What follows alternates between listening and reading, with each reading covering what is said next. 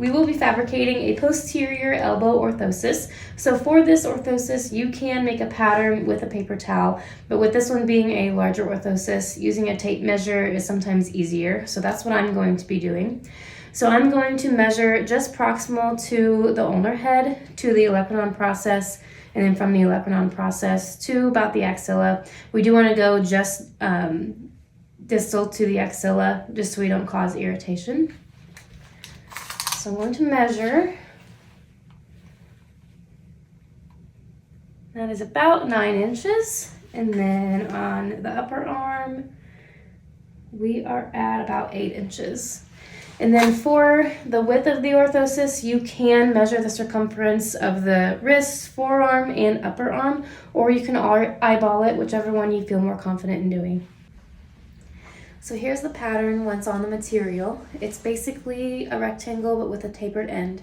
So the first measurement, which was just proximal to the ulnar head to the olecranon, is here to here, and that was measured at 8 inches. And then the second measurement, which was starting at the olecranon going to the axilla, is here, which was measured at 8 inches. And then I went ahead and measured about 2/3 the circumference of the forearm and upper arm, which gives me my width. And the width of the forearm portion, which is here, that was measured at 3 inches. And then the width of the upper arm was 5 inches, which is here. So once on the material, you will just taper the width down according to the measurements on the distal forearm. Prior to fabricating the orthosis, you want to put stockinette on the arm, and then we are also going to pad the olecranon process and then the lateral and medial epicondyles, just to avoid irritation. So the padding has been placed over the bony prominences, and then we're going to position the patient in supine and then have them go into forward flexion with their shoulder and elbow flexion as well. And this just allows for gravity to help you with the fabrication process. Once your material is ready, you're going to drape it over the posterior aspect of the forearm, elbow, and upper arm.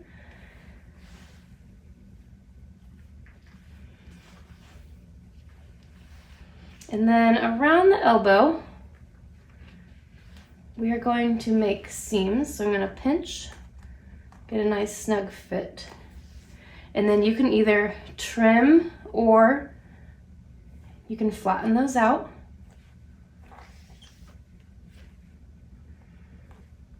And then we're just going to mold on the upper arm and the forearm, making sure that their elbow stays in 90 degrees or whatever angle that you need to position them in.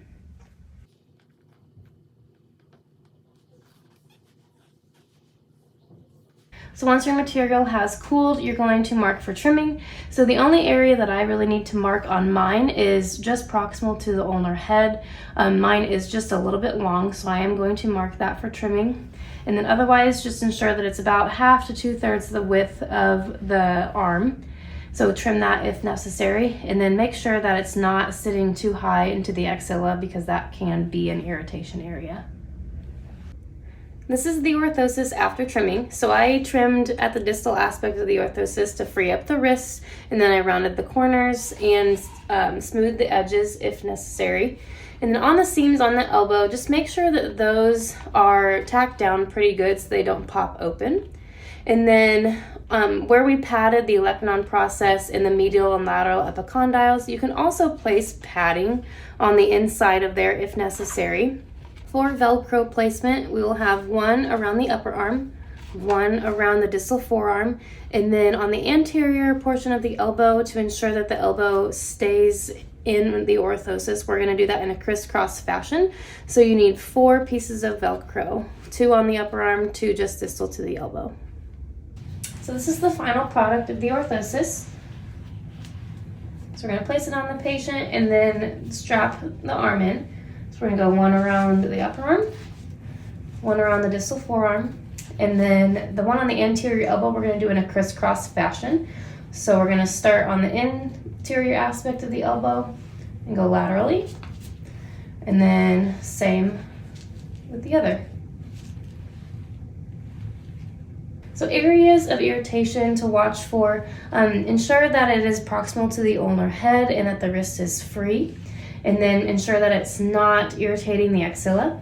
And then as stated earlier, if need be, you can pad the epicondyles and the olecranon process.